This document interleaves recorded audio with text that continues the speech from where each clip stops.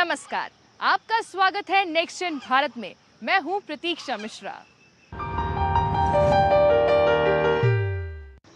देश की सुरक्षा हो या अंतरिक्ष की अगली उड़ान, आज इन दोनों क्षेत्रों में युवाओं की भूमिका लगातार बढ़ रही है।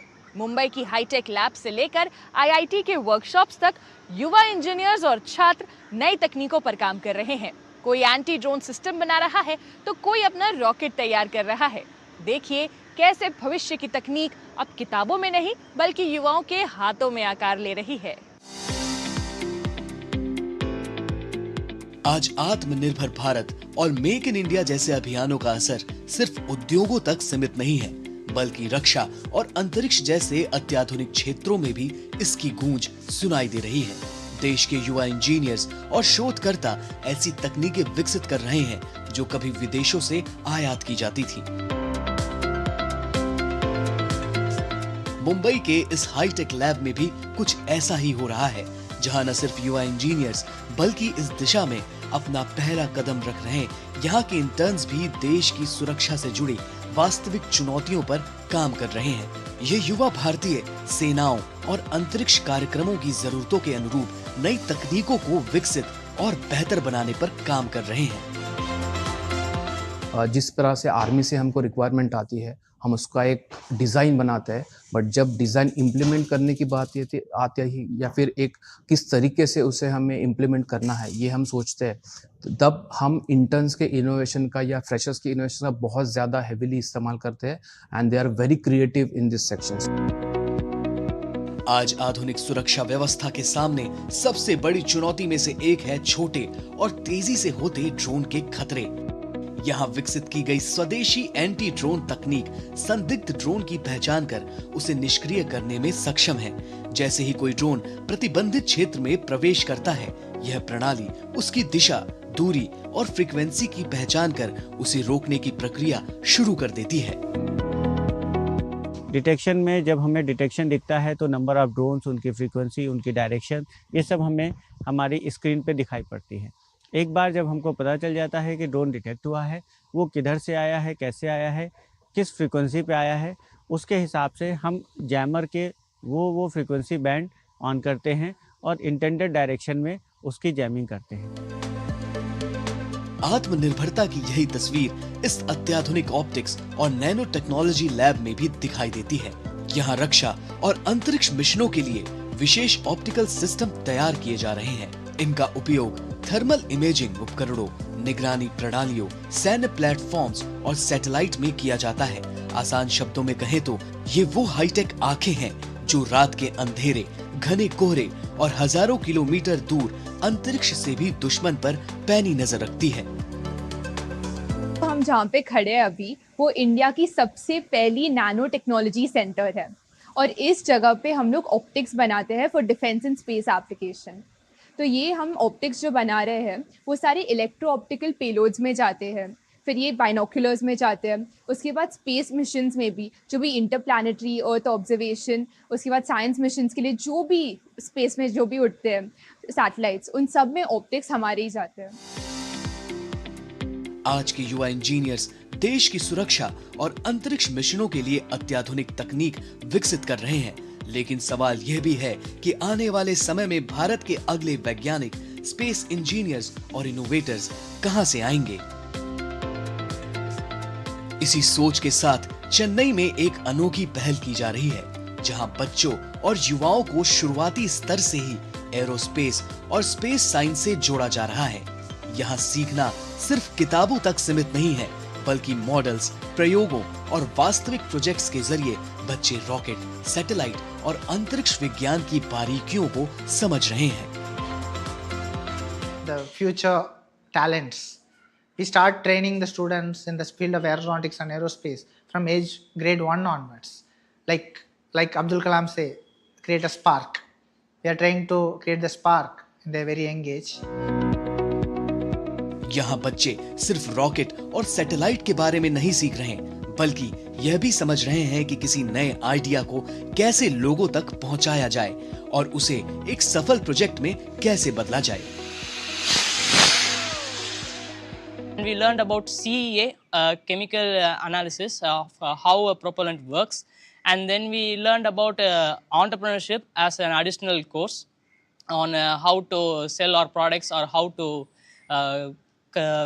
convey our information about the rockets, the propulsions. अगर ऐसी पहले बच्चों और युवाओं के मन में अंतरिक्ष विज्ञान के प्रति रुचि जगा रही हैं, तो कुछ युवा अब उस सीख को वास्तविक तकनीक में बदल रहे हैं। आईआईटी मद्रास की टीम अभ्युदय ऐसी ही एक टीम है जो उन जाबाज छात्रों की टोली जो बंद कमरे में पढ़ाई करने के बजाय खुद का असली रॉकेट डिजाइन और मैन्युफैक्चर करते हैं। इनकी सबसे बड़ी सफलता है इनका रॉकेट चेतक 1। अमेरिका में आयोजित दुनिया के सबसे बड़े रॉकेटरी कंपटीशन में चेतक 1 ने अमेरिकी आसमान में 10,000 फीट की ऊंचाई को छूकर इतिहास रच दिया। लेकिन टीम का लक्ष्य सिर्फ रॉकेट उड़ाना नहीं है, बल्कि ऐसे साउंडिंग रॉकेट विकसित करना है जो वैज्ञानिक अनुसंधान में योगदान दे सके और देश में रॉकेटरी के प्रति नई रुचि पैदा कर सके। Our mission is to have sounding rocket systems that are of scientific value, at least to some extent scientific value and of research value, to India as a nation and the overall scientific community. And our vision is to improve the model rocketry in India to bring more people into the field of rocketry and space technology in the nation. कहीं देश की सुरक्षा के लिए नए समाधान तैयार हो रहे हैं, तो कहीं अंतरिक्ष की अगली उड़ान की नींव रखी जा रही है। और यही है आत्मनिर्भर भारत की नई तस्वीर, जहां युवा सिर्फ भविष्य का इंतजार नहीं कर रहे, बल्कि अपने इनोवेशन और मेहनत से उसे खुद आकार दे रहे हैं।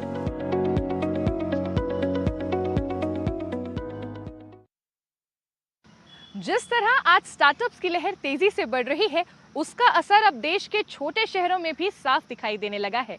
युवा अब सिर्फ नौकरी के अवसर तलाश नहीं रहे, बल्कि टेक्नोलॉजी और इनोवेशन के जरिए खुद नए कारोबार और नए अवसर तैयार कर रहे हैं। वहीं देश की यूनिवर्सिटीज और इंक्यूबेशन सेंटर्स भी एआई, रोबोटिक्स और नई तकनीकों के क्षेत्र में युवाओं को आगे बढ़ने का मंच दे रहे हैं।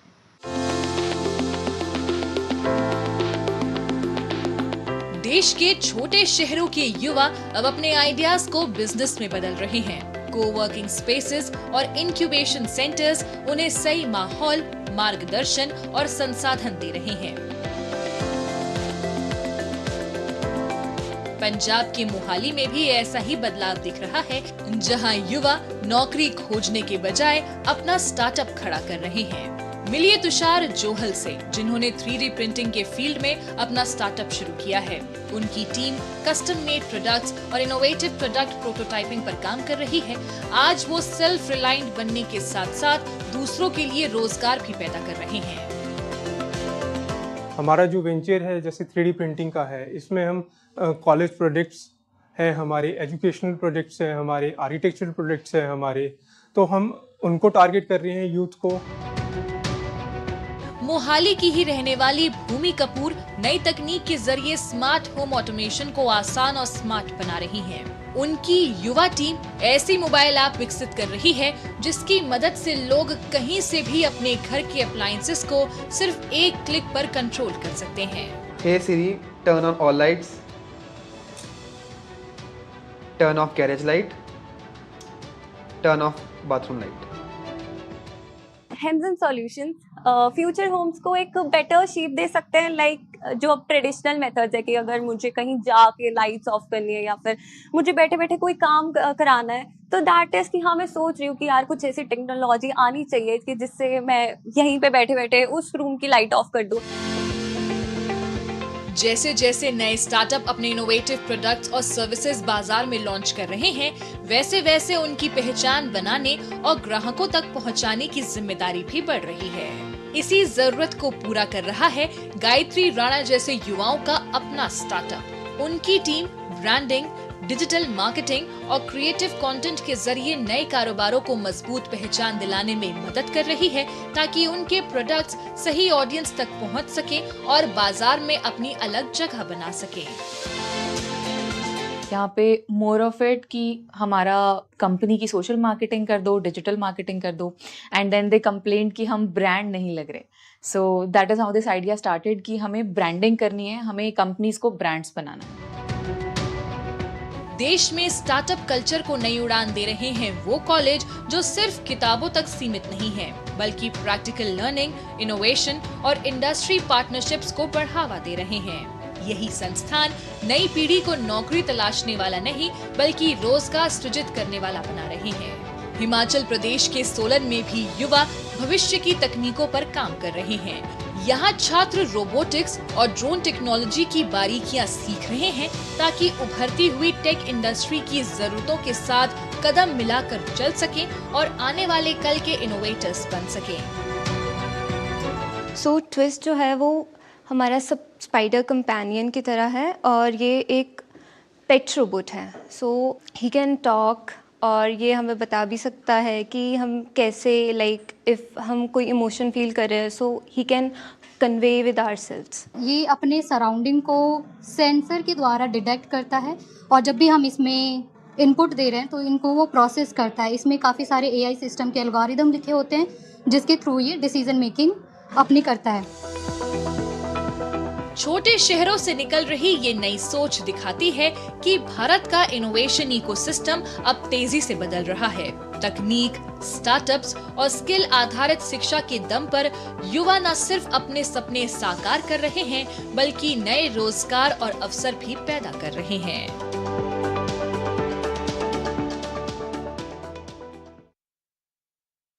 हमारे देश की लगभग आधी आबादी खेती पर निर्भर है और खेती में अच्छी पैदावार के लिए सबसे जरूरी है मिट्टी की सही जानकारी।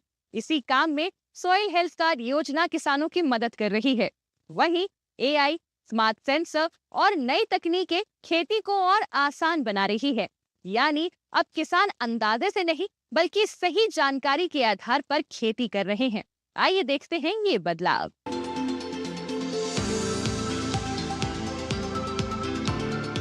स्वस्थ मिट्टी ही सफल खेती की नींव है। इसी सोच के साथ गुजरात ने वर्ष 2004-05 में सॉइल हेल्थ कार्ड योजना की शुरुआत की, जिसे बाद में राष्ट्रीय स्तर पर अपनाया गया। इस योजना ने किसानों को उनकी मिट्टी की वैज्ञानिक जानकारी उपलब्ध कराई, जिससे वो उर्वरकों का संतुलन उपयोग और बेहतर फसल प्रबंधन के फैसले ले सके।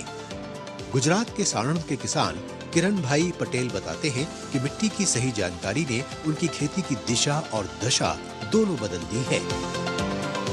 मुझे 2 वर्ष पहले ये पता चला, मैंने सॉइल हेल्थ कार्ड में मिट्टी की जांच करवाई, तब से मेरा खर्च भी कम हो गया है, मेरी फसल की पैदावार ज़्यादा हो गई है और कम खर्च में मुझे ज़्यादा लागत हो रही है सर। और मेरे जो गेहूँ और चावल का जो लॉन्गनेस और उसका लाइटनेस था, उन्हें भी फर्क आया है। इस योजना के तहत किसानों के खेतों से मिट्टी के नमूने लेकर प्रयोगशालाओं में उनकी जांच की जाती है। इसके बाद किसानों को मिट्टी में मौजूद पोषक तत्वों और कमियों की विस्तृत रिपोर्ट के साथ संतुलित उर्वरक उपयोग की सलाह दी जाती है। इसका परिणाम है बेहतर मिट्टी स्वास्थ्य, खेती की कम लागत और बढ़ा हुआ उत्पादन। कृषि विभाग के अधिकारियों के अनुसार इस योजना में किसानों की भागीदारी लगातार बढ़ रही है। गुजरात स्टेट में जितनी भी सॉइल टेस्टिंग लेबोरेटरी है, उसमें से प्राइवेट फार्मर्स भी अभी आने लगे हैं। पहले भी आते ही थे और अभी ज़्यादा आने लगे हैं। साल में आई थिंक 1500-2000 प्राइवेट सैंपल्स आते हैं और वो वीडियो भी करके भेजते हैं कि सॉइल हेल्थ कार्ड से मुझे इतना बेनिफिट हुआ। गुजरात से सैकड़ों किलोमीटर दूर पुणे में युवा शोधकर्ताओं और इंजीनियरों की टीम ऐसी तकनीक विकसित कर रही है जो प्रयोगशाला जैसी मिट्टी जांच सुविधा सीधे खेतों तक पहुंचा रही है। स्टार्टअप की स्मार्ट प्रिसिजन एग्रीकल्चर तकनीक से किसान रियल टाइम में मिट्टी की स्थिति देख सकते हैं। पोर्टेबल सॉइल टेस्टिंग डिवाइस खेत में ही पोषक तत्वों का विश्लेषण कर कुछ ही मिनटों में सुझाव देता है। IoT सेंसर और आर्टिफिशियल इंटेलिजेंस की मदद से ये तकनीक सिंचाई और उर्वरक उपयोग के फैसलों को अधिक सटीक बनाती है। तो इस सिस्टम के एक तरीके से मदद ये होगी कि उसको अगर ये प्रॉपर प्रिसीजन एग्रीकल्चर इसको बोलते हैं, अगर हम प्रिसीजन एग्रीकल्चर का यूज़ करें तो प्रिसीजन एग्रीकल्चर से क्या होगा कि हमारी यील्ड बढ़ती है। तो यील्ड बढ़ने का मतलब ही है किसान का लाइवलीहुड, यानी उसको पैसे ज़्यादा मिलेंगे। और जब हमको कहीं पे पैसे अगर मिलेंगे तो हमको बाहर जाने की ज़रूरत ही क्या, हम अपनी खेती से ही हम उसको एज ए बिजनेस की तरीके से उसको हम यूज़ कर सकते हैं। ये प्रणाली लगातार मिट्टी की नमी, तापमान और मौसम संबंधी आंकड़ों की निगरानी करती है। खेत से डेटा मोबाइल ऐप तक पहुंचता है, जहां किसानों को सिंचाई और उर्वरक उपयोग की सही जानकारी मिलती है। इसका उद्देश्य संसाधनों की बर्बादी कम करना और खेती की दक्षता बढ़ाना है। स्टार्टअप के अनुसार ये तकनीक पानी और उर्वरक की खपत घटाकर फसल उत्पादकता बढ़ाने में मदद कर सकती है। आता आम्ही ते केलं, आता काही बरे माती परीक्षण केले, आता इथून पुढल्या पिढींनी ते वाचून लिहून शिकलं पाहिजे, त्याचा फायदा घेतला पाहिजे। जैसे जैसे युवा किसान नए सोच के साथ खेती को अपना रहे हैं, ये क्षेत्र नवाचार, डीप टेक्नोलॉजी और टिकाऊ समाधानों का एक उभरता हुआ मंच बनता जा रहा है। तो हमारा यही कोशिश था कि क्यों ना एक किसान उसके खेत में ही उसका मिट्टी का जांच करे। तो उस एक दृष्टिकोण से हमने ये न्यूट्रीसेंस का डिवाइस बनाया, जो किट हम किधर भी लेके जा सकते हैं। आज की कृषि परंपरा और तकनीक के संगम से आगे बढ़ रही है, जहां मृदा स्वास्थ्य से लेकर स्मार्ट सेंसर तक किसानों को सशक्त बना रहे हैं। ये बदलाव भारत को टिकाऊ, उत्पादक और आधुनिक कृषि की दिशा में ले जा रहा है। अगर आप अब भी गेमिंग को सिर्फ टाइम पास समझते हैं, तो शायद आपको अपनी सोच बदलने की जरूरत है। आज गेमिंग युवाओं के लिए सिर्फ मनोरंजन नहीं, बल्कि स्किल और करियर का नया मंच बन चुकी है। ई स्पोर्ट्स टूर्नामेंट से लेकर प्रोफेशनल गेमिंग तक कई युवा अब डिजिटल एरेना में भी अपनी पहचान बना रहे हैं। आइए देखते हैं भारत में तेजी से बढ़ती इस गेमिंग की नई दुनिया को। Dim lights, RGB glow, high speed internet और वही मुकाबले का जुनून जो कभी क्रिकेट मैदानों में दिखता था। बस फर्क इतना है, यहाँ स्टेडियम की जगह गेमिंग एरिना है और बैट बॉल की जगह कंट्रोलर और कीबोर्ड। भारत में ई स्पोर्ट का क्रेज तेजी से बढ़ रहा है और युवा इसका सबसे बड़ा चेहरा बनकर उभर रहे हैं, एक नए डिजिटल खेल युग की शुरुआत करते हुए। यहाँ का माहौल किसी ई स्पोर्ट्स स्टेडियम से कम नहीं है। कहीं पीसी गेमर्स की स्ट्रैटेजी चल रही है, तो कहीं PS5 पर वर्चुअल फुटबॉलर्स की टक्कर हो रही है, तो कहीं रेसिंग सिमुलेटर में फॉर्मूला 1 का रोमांच महसूस किया जा सकता है। ये सब दर्शाता है कि गेमिंग सिर्फ अब स्क्रीन तक नहीं, बल्कि कंप्लीट एक्सपीरियंस बन चुका है।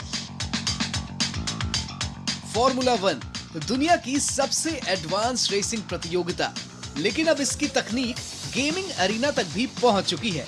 हाई प्रोसेसिंग रेसिंग सिमुलेटर खिलाड़ियों को वही अनुभव देने की कोशिश करते हैं जो असली ड्राइवर ट्रैक पर महसूस करते हैं। स्पीड, कंट्रोल, रिफ्लेक्सेस और स्प्लिट सेकंड डिसीजंस, ये सब यहाँ भी बहुत ज्यादा जरूरी है। Actually, there's a lot of boom recently. Many youngsters are into it, and there's lot of championship trophies and lots of prize pools. Even state governments are organizing tournaments for their future generations. लेकिन gaming की असली धड़कन अभी भी competitive PC gaming में बसती है, जहां हर क्लिक, हर मूव और हर डिसीजन मैच का नतीजा बदल सकता है। यही ई स्पोर्ट्स का वो चेहरा है जो लाखों युवाओं को प्रोफेशनल गेमिंग की ओर आकर्षित कर रहा है।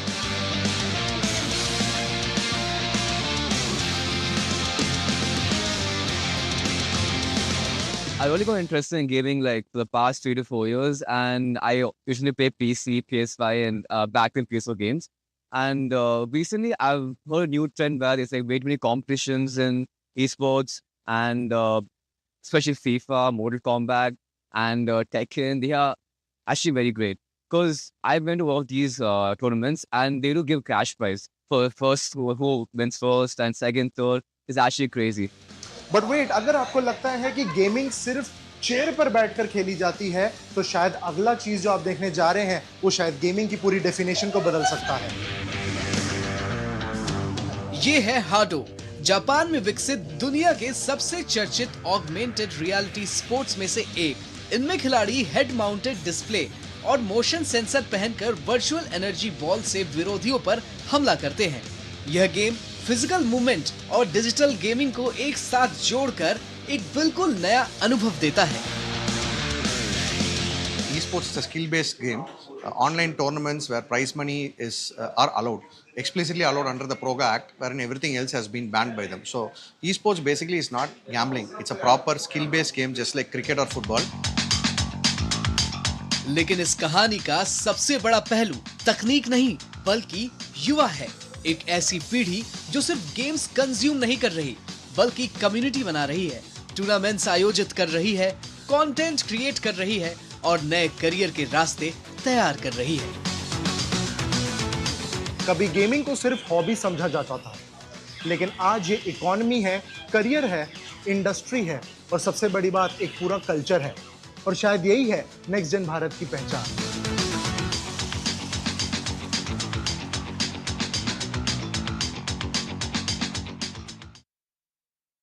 अब रुख करते हैं कश्मीर घाटी का, जहां आज बेटियां खेल के मैदान में अपनी अलग पहचान बना रही हैं।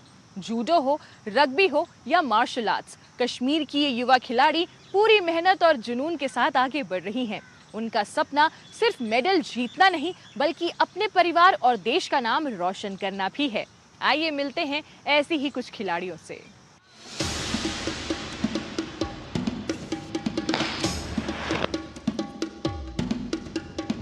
एक वक्त था जब जम्मू एंड कश्मीर में स्पोर्ट्स को ज़्यादातर लड़कों तक ही सीमित माना जाता था, पर अब तस्वीर बदल रही है। रग्बी ग्राउंड से लेकर के मार्शल आर्ट्स अरीना तक वैली की लड़कियां अपनी नई पहचान बना रही है। श्रीनगर के इस ट्रेनिंग हॉल में मैट पर गिरते खिलाड़ियों की गूंज और जोश साफ महसूस होता है। सफेद जुडोगी पहने युवा खिलाड़ी लॉक और डिफेंस मूव्स की प्रैक्टिस में पूरी मेहनत से जुटे हैं। इन्हीं के बीच है युवा जुडो खिलाड़ी फरहीन। महज 1 साल पहले उन्होंने इस खेल की शुरुआत की थी। शुरुआत में झिझक थी, लेकिन खुद को मजबूत बनाने और सेल्फ डिफेंस सीखने का जुनून भी। आज फरहीन पूरे आत्मविश्वास के साथ मैट पर उतरती हैं। लड़कों के साथ बराबरी से मुकाबला करते हुए उनका फोकस, ताकत और आत्मविश्वास नई पीढ़ी के लिए प्रेरणा बन रहा है। मुझे बहुत ज़्यादा खेलने में बहुत ज़्यादा इंटरेस्ट था इसमें। जूडो में एक मेडल लाना, नेशनल तक पहुंचना, इंटरनेशनल तक पहुंचना। पिछले कुछ वर्षों में बड़ी संख्या में युवा लड़कियां मार्शल आर्ट्स से जुड़ रही हैं। प्रशिक्षकों का मानना है कि उनके पास राष्ट्रीय और अंतर्राष्ट्रीय स्तर पर देश का नाम रोशन करने की पूरी क्षमता है। बच्चे तो आते जाते रहते हैं, लेकिन कंसिस्टेंसी कम है। कंसिस्टेंसी जिनमें है तो उन्होंने बहुत कुछ कर दिया। उनके मेडल्स भी आए, state level, national level, even की इंटरनेशनल लेवल तक भी आए। इवन की लड़कियों ने ज़्यादा मैदान मार लिया है। लड़कियां ऑल इंडिया लेवल पे टॉप रही, इवन के इंडिया कैप में भी रही। इस बदलती तस्वीर के केंद्र में है डाउनटाउन श्रीनगर की युवा खिलाड़ी मुस्कान, जिन्होंने पैंचक सिलाट में राष्ट्रीय और अंतर्राष्ट्रीय स्तर पर अपनी खास पहचान बनाई है। मुस्कान की सफलता आज कश्मीर की कई बेटियों के लिए नई प्रेरणा बन चुकी है। तेज किक, दमदार बचाव और शानदार पलटवार के बीच मुस्कान अपने हुनर, अनुशासन और कड़ी मेहनत का शानदार प्रदर्शन करती नजर आती है। We have 3 sibling sisters. We don't have any brother. But मेरी मम्मा हमेशा या बाबा हमें ऐसे ट्रीट करते थे कि आप हमारे बेटे हो, जैसे लड़के खेलने जाते हैं आप भी खेलो। तो मैंने फिर डिस्ट्रिक्ट्स खेले, उसके बाद मैंने स्टेट्स बहुत सारे खेले। मैंने अपनी स्टेट का बहुत सारे स्टेट्स में मैं खेलने के लिए गई। उसके बाद मैंने इंटरनेशनल भी खेला। मैंने वर्ल्ड चैंपियनशिप भी लास्ट ईयर खेली। मार्शल आर्ट्स एरिना के बाहर जम्मू कश्मीर का रग्बी मैदान भी बदलाव की नई कहानी लिख रहा है। खुले मैदान में लड़कियां तेज दौड़, दमदार टैकल और शानदार टीम वर्क के साथ पूरे जोश में खेलती नजर आती हैं। कभी महिलाओं के बीच अनजान माने जाने वाला ये खेल अब तेजी से लोकप्रिय हो रहा है। कठिन अभ्यास, चोट और संघर्ष के बावजूद खिलाड़ियों का जुनून और हौसला लगातार मजबूत होता जा रहा है। रग्बी में बाकी गेम्स भी बहुत अच्छी हैं, लेकिन मैं सबसे ज़्यादा रग्बी का कहना चाहूँगी कि रग्बी एक बहुत अच्छी गेम है और आहिस्ता आहिस्ता करके बहुत लड़कियां रग्बी में अपने आप को इंडल्ज कर रही हैं। श्रीनगर के इन मैदानों में अब सिर्फ खेल नहीं बल्कि बदलाव की नई सोच आकार ले रही है। हर टैकल, हर किक और हर थ्रो के साथ लड़कियां सिर्फ मुकाबला नहीं कर रही बल्कि पुरानी सीमाओं को तोड़कर अपनी नई पहचान गढ़ रही हैं। ये बदलाव सिर्फ मेडल्स तक ही सीमित नहीं है। कश्मीर की ये स्पोर्ट्स वुमेन पुरानी सोच को चैलेंज करते हुए नए और एम्पावर्ड कश्मीर की एक तस्वीर पेश कर रही है।